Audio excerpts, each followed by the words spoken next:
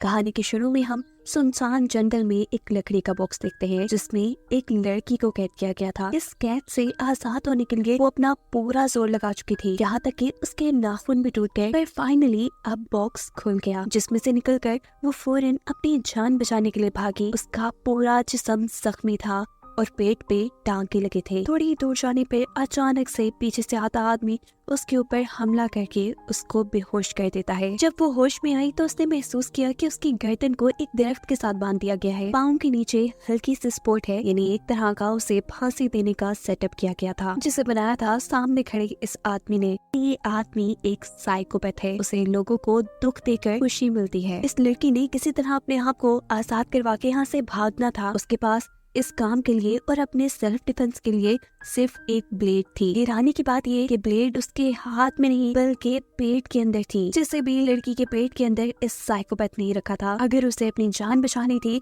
तो थोड़ा दर्द उसे सहना ही था। लड़की बहुत ही हौसले से दर्द बर्दाश्त करते हुए अपने पेट के टांके खोलकर अंदर से ब्लेड निकालने की कोशिश में लग जाती है, जो करते हुए उसकी सारी आंतें बाहर निकल चुकी थी। आखिर ब्लेड को निकालते ही वो लड़की अपने गले की रस्सी काट कर अपने आप को आजाद करती है। जब फौरन ही साइकोपैथ उसके पास आकर उससे पूछता है, क्या मेरे साथ अब ये खेल और कंटिन्यू रखना चाहोगी? आगे वो उसे कितना दर्द और टॉर्चर और देता, ये सोचते हुए वो लड़की उसे ना में जवाब देती है और खुद ही साइकोपैथ की उसके सर पे रखी हुई गन से अपने आप को शूट करके खत्म कर देती है। सीन कट होकर दूसरी तरफ हमें होप नामी एक लड़की दिखाई जाती है जो अपनी बेटी के पास बैठी थी, और अगले ही सीन में अब हम होप को उसी लकड़ी के बॉक्स में देख रहे थे जिसमें से पहले एक लड़की निकल कर भागी थी। होप भी उसी लड़की की तरह बहुत ज्यादा जख्मी है, उसके पेट पे भी टांके लगे हैं जहाँ से बहुत ज्यादा ब्लीडिंग हो रही थी। पता चला है कि इस आदमी ने होप को उसके घर से ही किडनैप कर लिया था। होप ने भी इस बॉक्स से निकलने की बहुत कोशिश की, लेकिन वो इसमें नाकाम रही, और जब उस साइकोपैथ को ये बात पता चली तो उसने खुद ही होप को इस बॉक्स से बाहर निकाल लिया। यहाँ साइकोपैथ उसके सामने नहीं आया। होप को यहाँ सबसे पहले जिसका ख्याल आया वो उसकी बेटी थी, जिससे ढूंढने के लिए वो जंगल में भागी, जहाँ जंगल में उसे अपनी बेटी का डैडी मिलता है। न जाने उसे क्या हो गया होगा, यही ख्याल होप के दिल में था, और इसी वजह से वो रो रही थी कि अचानक पीछे से साइकोपैथ आकर उसके सर पे डंडा मारकर उसे बेहोश कर देता है। जब होप को होश आया तो वो भी पहली वाली लड़की की तरह दरख्त से बंधी थी। गर्दन के इर्द गिर्द रस्सी, नीचे छोटी सी स्पोर्ट, यानी फांसी वाला सेटअप। होप सामने ही एक दरख्त पे एक मरी हुई लड़की को भी देखती है, जो जाहिर सी बात है अपने आप को यहाँ से आजाद करवाने में नाकाम रही होगी और मर गई। होप ने क्योंकि काफी देर तक कुछ नहीं किया था, इसीलिए यहाँ साइकोपैथ आकर उसे एक लकड़ी देता है। होप समझ चुकी थी कि उसे अब अपने पेट के टांके निकाल कर पेट के अंदर रखे ब्लेड को बाहर निकालना है। वो अपने लिए तो शायद ये काम ना करते, लेकिन उसे यहाँ से आजाद होकर अपनी बेटी को ढूंढना था। अपनी बेटी के लिए ही सारा दर्द सहते हुए वो इस लकड़ी के जरिए अपने टांके खोलकर पेट के अंदर से ब्लेड निकालती है और अपने आप को यहाँ से आजाद करती है। इस वक्त पर साइकोपैथ उसके पास आता है और पहली लड़की वाला ही सवाल पूछता है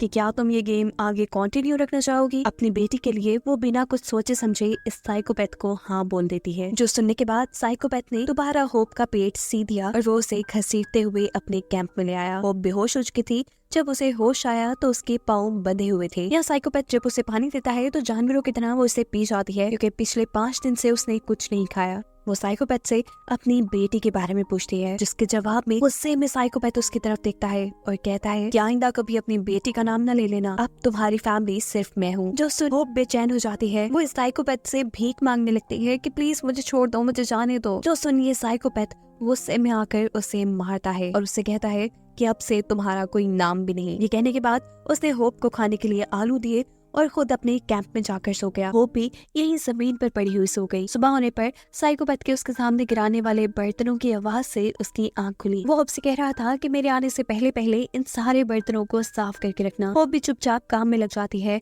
और इसी दौरान उसे सामने एक दरख्त से लगा चाकू नजर आता है। इस चाकू की मदद से वो बड़ी आसानी से अपने आप को आजाद भी करवा सकती थी और साइकोपैथ से लड़ भी सकती थी। वो उसे लेने की कोशिश करती है, लेकिन चाकू उसकी पहुंच से थोड़ा दूर था, जिसे लेने के लिए अब वो एक लकड़ी का इस्तेमाल करती है। फाइनली चाकू उसके हाथ लग जाता है और तभी उसे साइकोपैथ की आने की आवाज भी आ जाती है। वो चाकू को अपने पीछे छुपा लेती है। साइकोपैथ यहाँ बैठकर उसे बर्तन धोने के इनाम में एक बेरी देता है। वो उसके बहुत करीब बैठा था। होप उसे मार भी सकती थी पर नहीं मारती, और तभी साइकोपैथ भी ये नोटिस कर लेता है कि सामने जो वो चाकू लगाकर गया था वो अब वहाँ नहीं है। ये चाकू असल में होप का इम्तिहान था, जो उठाने की वजह से होप इसमें हार चुकी थी। होप सोचती है साइकोपैथ को क्योंकि चाकू के बारे में पता चल तो चुका ही है, तो क्यों ना उसके ऊपर हमला करके यहाँ से भाग जाऊं। होप पूरा जोर लगाते हुए होशियारी से इस साइकोपैथ के ऊपर हमला करती है, लेकिन इसका कोई फायदा नहीं होता क्योंकि साइकोपैथ आराम से इस हमले से बच चुका था। वो अब होप को मारता है और उसकी टांग पे चाकू रखते हुए उसे धमकी देता है कि आइंदा कभी ऐसे भागने की कोशिश की या ऐसी कोई भी गलती की तो टांग ऐसी जगह से काटूंगा कि चलने के भी काबिल नहीं रहोगी। सजा के तौर पर अब वो होप के पाँव की जंजीर को उसके गले से बांध चुका था। काफी दिन यूं ही गुजर गए। होप अब ये बात समझ चुकी थी कि साइकोपैथ की बात मानने के अलावा उसके पास कोई चारा नहीं है। साइकोपैथ उससे अपने सारे काम करवाया करता था, बर्तन धुलवाता था, खाना पकवाता था, यहाँ तक कि छोटी मोटी सब्जियां उगाने का काम भी इस साइकोपैथ ने होप को दे दिया था। वक्त ऐसे ही गुजरता रहा। होप के उगाए पौधों में आखिर फूल उगाए, जिन्हें देखकर होप बहुत खुश हुई और ये देखकर उस साइकोपैथ को गुस्सा आ गया। वो ये फूल तोड़कर होप से कहता है चलो इसे खाओ। वो होप से जबरदस्ती कहता है, लेकिन होप फूल नहीं खा पाती और फिर वो कहता है कि जिन चीजों को खा नहीं सकते उन चीजों को उगाने का क्या फायदा। अब एक दिन वो होप की जंजीर खोलकर उसे नदी के किनारे ले आता है, जहाँ होप नहाते हुए सोचती है कि कुछ तो करना पड़ेगा, ज्यादा दिन तो मैं और यहाँ नहीं रह सकती, मुझे यहाँ से आजाद होने के लिए साइकोपैथ का एतबार जीतना चाहिए। ये फैसला करते हुए अब वो साइकोपैथ के साथ वापस उसके कैंप में आ जाती है।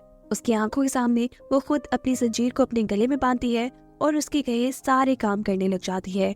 होप की इन हरकतों से साइकोपैथ को भी तसल्ली हो चुकी थी। वो रात को होप के पास ही सोया और जब सुबह होप की आंख खुली तब भी साइकोपैथ गहरी नींद में था। वो बड़े ही आराम से साइकोपैथ की जेब से चाबी निकालती है और अपने आप को आजाद कर लेती है, जिसके बाद अब वो चाकू उठाकर साइकोपैथ के गले पे रख चुकी थी। वो उसे मारकर यहाँ से भागना चाहती थी, लेकिन एक इंसान को मारना उसके बस में नहीं था। जब वो ना कर पाई तो उसने साइकोपैथ की टांग के ऊपर कट लगा दिया और वहाँ से भाग गई। साइकोपैथ भी उसके पीछे पीछे था। जंगल के दरमियान में ही लकड़ी से बना एक और बॉक्स होप को मिला, जिसके अंदर उसकी बेटी का ब्लैंकेट और बाल थे। वो इसे पकड़कर रोने लग जाती है और पीछे से साइकोपैथ आकर दोबारा उसे पकड़ लेता है। इस मर्तबा उसने होप को काफी बुरी सजा दी थी। उसने होप की टांग तोड़ दी इतनी बुरे तरीके से कि उसकी हड्डी बाहर निकल आई, जिसके बाद घसीटते हुए वो होप को कैंप में ले आया और उसकी गर्दन को जंजीर से बांध दिया। होप को काफी तकलीफ हो रही थी, लेकिन ये साइकोपैथ उसका कोई इलाज नहीं करता, बल्कि होप के दिए हुए अपने जख्म को सीने लगता है। जिसके बाद वो होप से कहता है कि मैं जा रहा हूँ, तुम सारा काम करके रखना। होप दर्द से चिल्ला रही थी।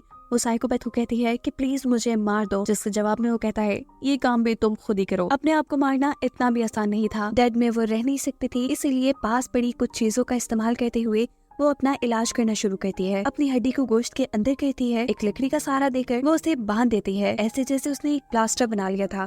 वो अब इसी टूटी टांग के साथ अपने सारे काम करती थी, शिकार करके लाती थी, खाना बनाती थी और इसी तरह 8 दिन गुजर गए। 8 दिन बाद वो साइकोपैथ वापस आया। इस मरतबा वो अपने साथ एक और लड़की को लेकर आया था। ये लड़की यहाँ आकर बहुत जोर जोर से चिल्ला रही थी। होप उसे चिल्लाने से मना करती है और कहती है मैं तुम्हारी मदद करूंगी, बस फिलहाल चिल्लाओ नहीं। ये लड़की होप की कोई बात नहीं सुनती और गुस्से में आकर साइकोपैथ इसकी जुबान निकाल कर फेंक देता है। खून उसके मुंह से तेजी से बाहर निकल रहा था और चिल्लाना उसने अभी भी बंद नहीं किया था। अब साइकोपैथ होप को काम देता है कि इस नई लड़की को भी अपने जैसा बनाए, इन्हें सभी काम सिखाए। और अब साइकोपैथ इस नई लड़की के लिए वो चाकू वाला टेस्ट रखता है। जाहिर सी बात है कि अगर ये लड़की चाकू उठा लेती तो उसे एक बड़ी सजा मिलती। होप इस लड़की को समझाती है कि उस चाकू को लेने की कोशिश ना करो, वो एक ट्रैप है। इस मर्तबा होप की बात मानने की वजह से वो एक बड़ी सजा से बच चुकी थी। हम देखते हैं कि होप के गार्डन में दोबारा से फूल भी उगाए हैं, जिन्हें जब साइकोपैथ दोबारा से तोड़ने की कोशिश करता है तो इस मर्तबा होप उसे मना कर देती है। यहाँ हम नोटिस करते हैं कि साइकोपैथ होप की बात मानने लगा है, ऐसे जैसे उसने होप को अपना फैमिली मेंबर मान लिया हो। वो होप को अपने ही जैसा अच्छा खाना देता था, लेकिन दूसरी लड़की को नहीं। साइकोपैथ इस लड़की को भी होप की तरह गुलाम बनाना चाहता था, लेकिन ये लड़की होप से कहीं ज्यादा होशियार थी और बस एक मौके की तलाश में थी। एक दिन जब साइकोपैथ उनके पास आता है तो वो एक सॉक्स में काफी सारे पत्थर भरकर उसके ऊपर हमला कर देती है। उसको बेहोश करके गिराते हुए वो उसकी जेब से अपने ताले की चाबी निकालती है और अपने आप को आजाद करवा लेती है। उसने होप की भी चाबी निकालकर होप को दे दी थी, जिसके बाद वो यहाँ से भाग जाती है। लेकिन इतनी मेहनत करने के बावजूद भी उसकी किस्मत अच्छी नहीं थी, क्योंकि जल्द ही साइकोपैथ को होश आ चुका था और वो उस लड़की के पीछे भागता है और दूर से उसे शूट कर देता है। लड़की जब इस पहले हमले से नहीं मरती तो साइकोपैथ इस मर्तबा उसका गला दबाकर उसे मार चुका था। यहाँ दूसरी तरफ हम देखते हैं कि होप ने भी अपने आप को आजाद करवा लिया था। वो जंगल के दूसरी तरफ भागने की कोशिश करती है, लेकिन पाँव टूटा होने की वजह से वो यहाँ से भाग नहीं पाती और साइकोपैथ के कैंप में वापस आ जाती है।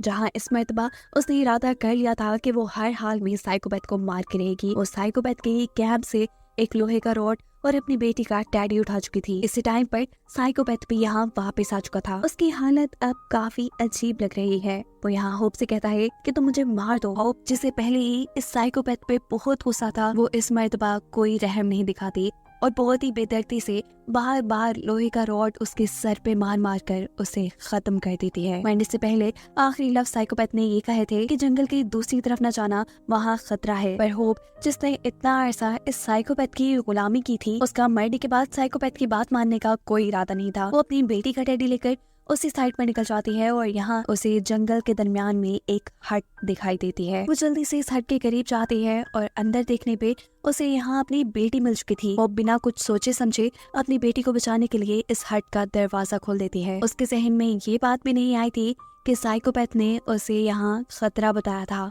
वो जैसे ही दरवाजा खोलती है तो यहाँ एक छोटा सा ब्लास्ट होता है। पता चलता है कि दरवाजा असल में ट्रैप था। दूसरी तरफ बहुत सी कीलें थी जो प्रेशर से उड़ने की वजह से होप के पूरे चेहरे में धंस चुकी थी। यहाँ तक कि उसकी दोनों आंखें भी जाया हो गई थी। वो जो यहाँ अपनी बेटी को बचाने आई थी, खुद मरने के करीब हो चुकी थी, जिसे दिखाते हुए ये कहानी यही खत्म हो जाती है।